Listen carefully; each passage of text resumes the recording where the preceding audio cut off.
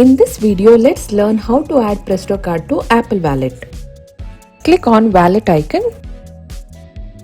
Now tap on the plus icon. Click on Transit Card. Under Transit Card, you can see many transit cards available under few countries like Canada, China mainland, France, Hong Kong, Japan, and United States.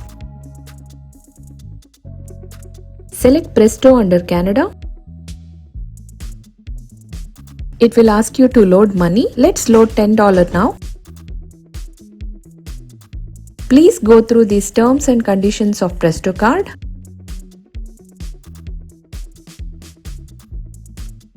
To know how to add funds, you can go through these details.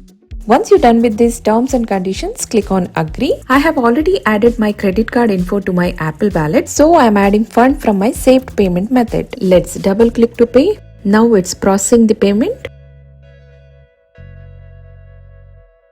Now it's adding card to wallet.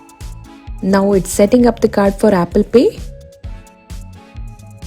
Presto Card has been added to my Apple Wallet.